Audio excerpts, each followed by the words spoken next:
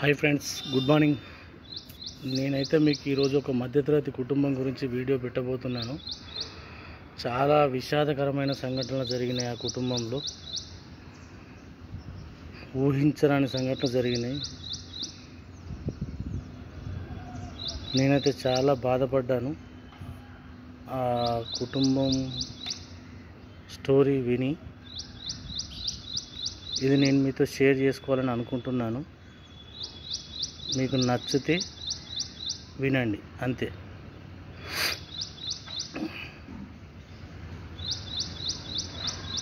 అనగనగా ఒక గ్రామంలో ఒక వ్యక్తి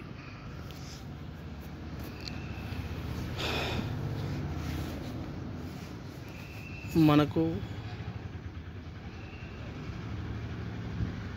ఇంకొక గ్రామంలో ఇంకొక వ్యక్తి, వీళ్ళిద్దరి స్టోరీ మీకు మున్ముందు ఎలా ఉంటుంది అనేది మొత్తం ఈ వీడియో ద్వారా చెప్తున్నాను.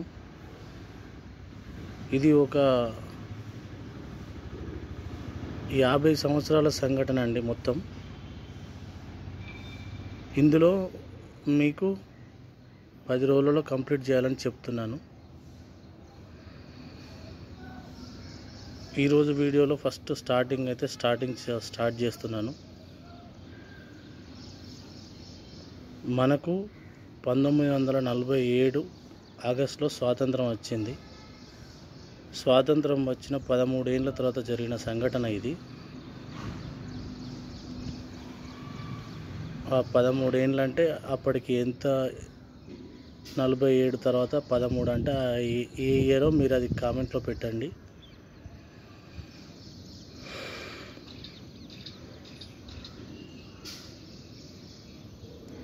ఆ గ్రామంలో ఉన్న వ్యక్తి ఇంకో గ్రామంలో ఉన్న వ్యక్తితో, అంటే వాళ్ళిద్దరికీ పెళ్లి జరిగింది. మారుమూల గ్రామం, 1962 అంటే మారుమూల గ్రామంలో అప్పుడు వాళ్ళిద్దరికీ మ్యారేజ్ అంటే సంబంధం జరిగింది, పెళ్లి కుదిరింది, పెళ్లి జరిగింది, అయిపోయింది. ఇప్పుడు వాళ్ళిద్దరు భార్యాభర్తలు. అప్పట్లో భార్యాభర్తలు ఎలా ఉండేవారు అంటే అలా జరిగేది అన్నట్టు జరిగింది. ఆ పెళ్లి జరిగింది, భార్యాభర్తలు కలిసి ఉంటున్నారు. భర్తకు ఒక గవర్నమెంట్ జాబ్ ఉండే, అప్పుడు జాబ్ చేస్తూ తన బాధ్యతలను నడిచేది వ్యవస్థ. కానీ ఆ భార్యకు మాత్రం బ్రిటిష్ వాళ్ళు మలను ఎలా హింసించారో ఆ భర్త తనని అలా హింసించాడు. స్వాతంత్రం వచ్చిందని తను అనుకుంది పెళ్ళి అయిన తర్వాత, కానీ ఇంత హింస ఉంటుందా అని అనుకోలేదు తను. అన్నీ భరించింది భర్త కోసం.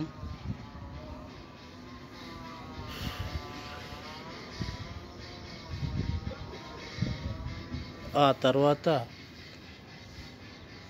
1981లో వాళ్ళకు మొదటి సంతానం కలిగింది.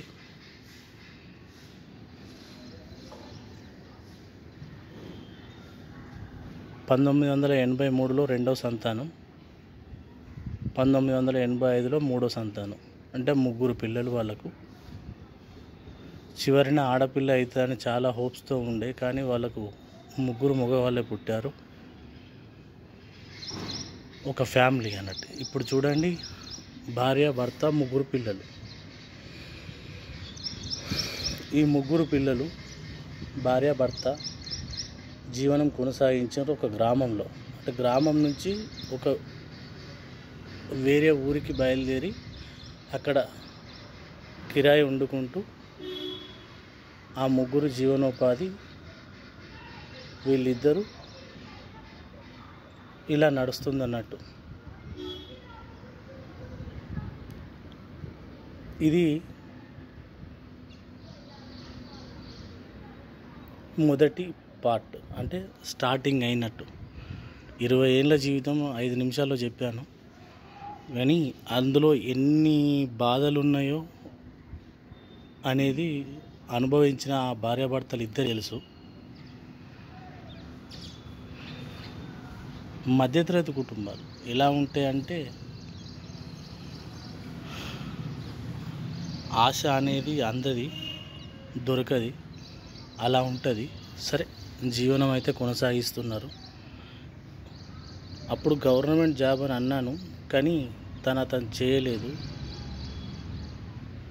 చేయలేక వదిలేసిండు.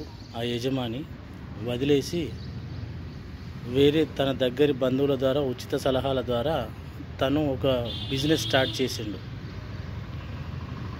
బిజినెస్ అనేది తన వంశపారంపర్యం వృత్తి. అలా స్టార్ట్ చేసి బిజినెస్లో చాలా లాభాలు ఉంటాయి. ఎందుకు ఒకరి కింద బానిసత్వంలో బ్రతుకుడు ఎందుకని స్టార్ట్ చేసిండు. అప్పట్లో గవర్నమెంట్ జాబ్ అంటే పిలిచిచ్చేవారు. చదువుకున్నాడు ఆ యజమాని, పిలిచిచ్చేవారు. అంత మంచి జాబ్స్ వదిలేసి బిజినెస్లో అడుగు పెట్టిండు. సక్సెస్ అవుతా అనే ఉద్దేశంతోనే పెట్టిండు. ప్రాబ్లం ఎక్కడుందో అర్థం కాలేదు.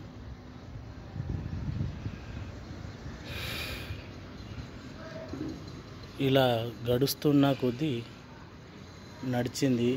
కాలం నడిచింది.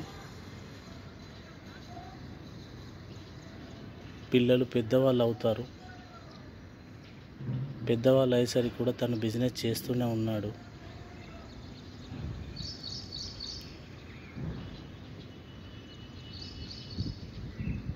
ఆ బిజినెస్లో రాణించాలని అనుకున్నాడు, కానీ రాణించలేకపోయాడు ఆ యజమాని.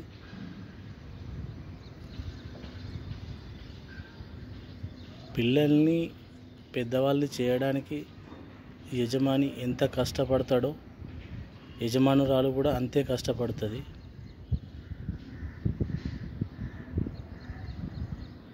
వాళ్ళిద్దరు అన్యోన్యతంగా ఉన్నారా లేరా అనేది తర్వాత సమస్య.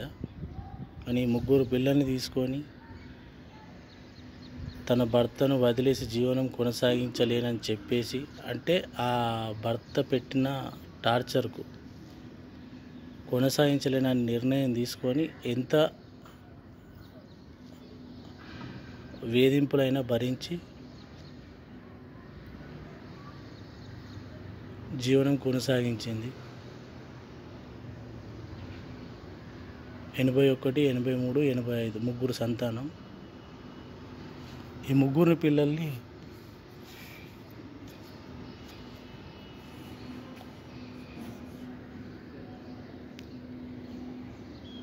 చదివించాలి. ఒక ఊరిలో వాళ్ళు కిరాయికుండి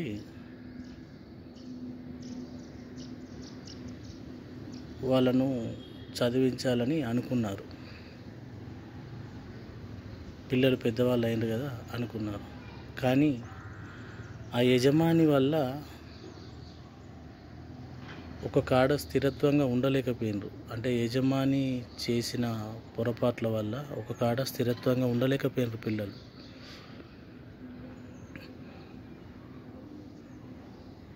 యజమాని ఎక్కడ ఉంటే యజమానురాలు అక్కడ, అంటే భర్త ఎక్కడ ఉంటే భార్య అక్కడ ఉండాలి, తప్పది. అప్పటి పరిస్థితులు అంటే 40 ఏళ్ళ కింది 50 ఏళ్ళ కింది పరిస్థితి ఆలోచించండి, 40 ఏళ్ళ కింది పరిస్థితి ఆలోచించండి. ఇప్పుడున్న పద్ధతి వేరు, అప్పుడున్న పద్ధతి వేరు. సరే, అలా అయితే జీవనం కొనసాగింది. ఇది స్టార్టింగ్ పార్ట్. ఈ వీడియో కనుక మీకు నచ్చితే చూడండి, మిగతాది మళ్ళీ రేపు అప్లోడ్ చేస్తానండి. బాయ్. మధ్యతరగతి జీవితాలు ఎలా ఉంటాయంటే వింటే నవ్వుకోవడానికి, చూస్తే ఏడవడానికి, అనుభవిస్తే మాత్రం కళ్ళెంబడి నీళ్ళు కాదు రక్తం కారుతుందండి. అది అనుభవించిన వాళ్ళకి ఒక్కరికే తెలుస్తుంది. ఈ స్టోరీలో ఎన్ని అవాంఛనీయ సంఘటనలు ఉన్నాయో మీరు ఊహించలేరు. నేను వింటుంటే మాత్రం నాకు చాలా బాధ అనిపించింది. చూడండి, మళ్ళీ రేపు పెడతానండి వీడియో. ఓకేనండి.